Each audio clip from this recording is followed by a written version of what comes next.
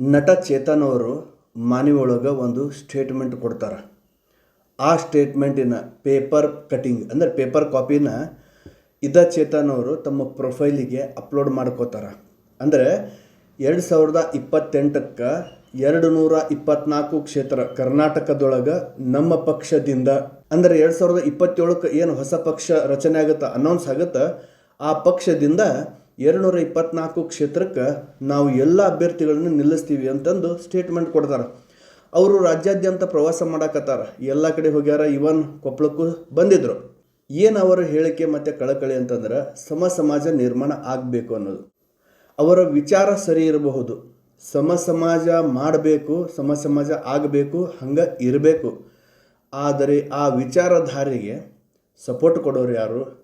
For example, ಈಗ ರಾಜ್ಯಕ್ಕೆ ಮತ್ತು ದೇಶಕ್ಕೆ ಪರ್ಯಾಯ ಬೇಕು, ಪರ್ಯಾಯ ರಾಜಕೀಯ ಪಕ್ಷಗಳು ಬೇಕು. ಈಗಿನ ರಾಜಕೀಯ ಪಕ್ಷಗಳು ಯಾವ ಥರ ದೊಂಬರಾಟ ಆಡ್ತಾವ ಅನ್ನೋದು ಜನರು ನೋಡಿ ಸುಸ್ತಾಗ್ಯಾರ. ಅಂದ್ರೆ ನಮಗೆ ಇಲ್ಲಿ ಯಾವುದೇ ರೀತಿಯಂಥ ಪರಿಹಾರಗಳು ಇಲ್ಲ ಅನ್ನೋದು ಜನರಿಗೆ ಮನವರಿಕೆ ಆಗೈತಿ, ಅರ್ಥ ಆಗೈತಿ. ಯಾಕಂತಂದ್ರೆ ಹೊಲದೊಳಗೆ ಬೀಜ ಹಾಕಿ ಬೀಜ ಬೆಳಿತಾರೆ, ಅಂದ್ರೆ ಬೀಜ ಬಿತ್ತಿ ಬೀಜ ಬೆಳಿತಾರೆ.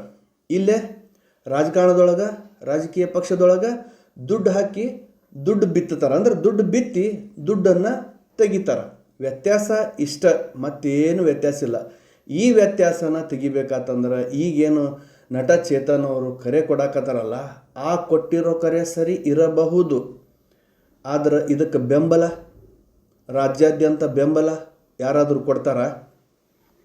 ಮತ್ತೆ ಇಲ್ಲಿ ಒಂದು ಘಟನೆ ನೆನಪು ಮಾಡ್ಕೋಬೇಕು. ರಾಜ್ಯ ಸರ್ಕಾರ ಪಂಚ ಗ್ಯಾರಂಟಿ ಅಂತ ಕೊಡ್ತು. ಒಬ್ಬರಿಗೆ ಬಸ್ ಫ್ರೀ ಅಂತು, ಒಬ್ಬರಿಗೆ ಮನೆಗೆ ಕರೆಂಟ್ ಫ್ರೀ ಅಂತು, ಒಬ್ಬರಿಗೆ 2,000 ರೂಪಾಯಿ ಅಂತ ಹೇಳ್ತು.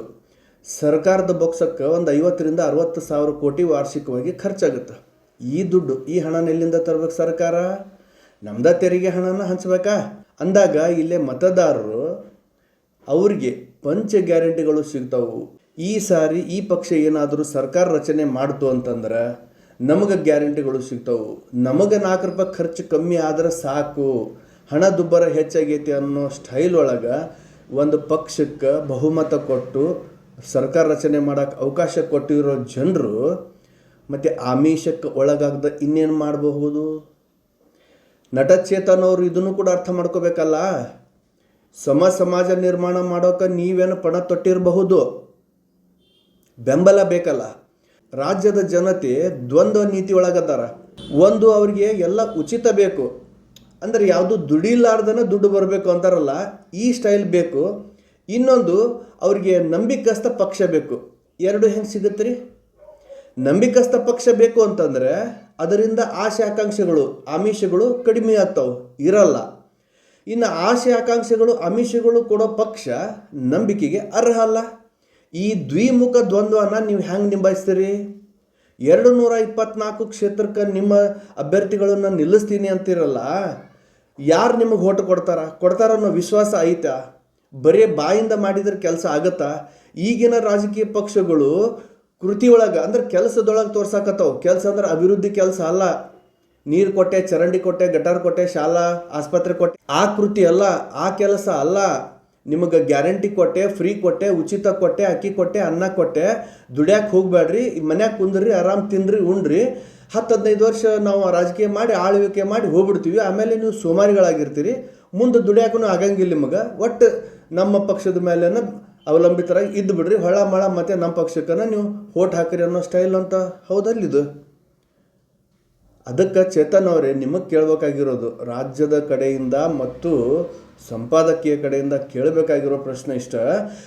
ಸಮಾಜ ಮಾಡೋಕ್ಕೆ ಹೊರಟಿರೋಲ್ಲ ನೀವು, ಈ ಜನರನ್ನು ನೀವು ಹೆಂಗೆ ಪರಿವರ್ತನೆ ಮಾಡ್ತೀರಿ?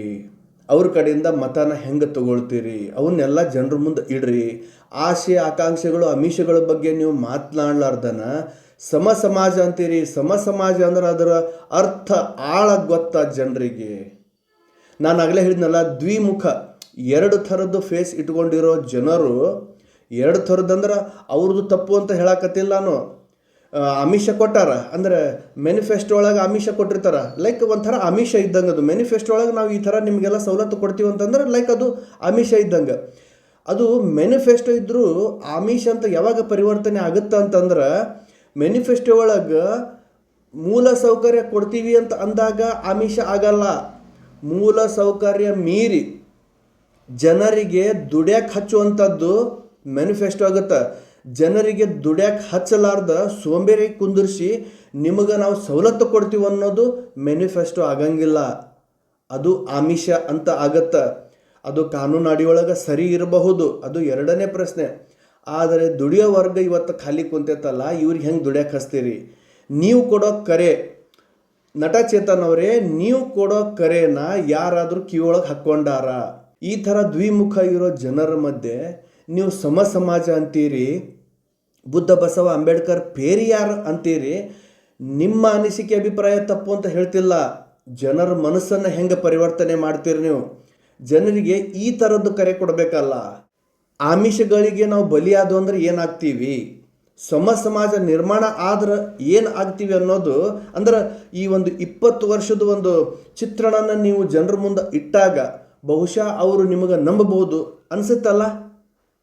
ಅದೇ ರೀತಿ ಮಾನ್ಯ ನಟ ಚೇತನ್ ಅವರು ಏನು ತಮ್ಮ ಒಂದು ಸಾಹಸ ಮಾಡಾಕತ್ತಾರ, ಸುಮಾರು ವರ್ಷದಿಂದ ಸಾಹಸ ಮಾಡಾಕತ್ತಾರ, ಮಾಡಲಿ. ಹೆಂಗೂ ಜನರಿಗೆ ಪರ್ಯಾಯ ಬೇಕಾಗೈತಿ. ಯಾಕಂದ್ರೆ ಈ ವಿಚಾರದೊಳಗೆ ಜನರಿಗೂ ದೂಷಿಸೋದು ಸ್ವಲ್ಪ ತಪ್ಪು ಅಂತ ಅನಿಸುತ್ತೆ. ಸಹಜವಾಗಿ ನಾವು 1 kg ಉಳ್ಳಾಗಡ್ಡಿ ಅಂತೇಳಿ ತರಕಂತ ಮಾರ್ಕೆಟಿಗೆ ಹೋಗ್ತೀವಿ. 20 ರೂಪಾಯಿ kg ಅಂತ ಒಬ್ಬ ಅಂತಿರ್ತಾನೆ.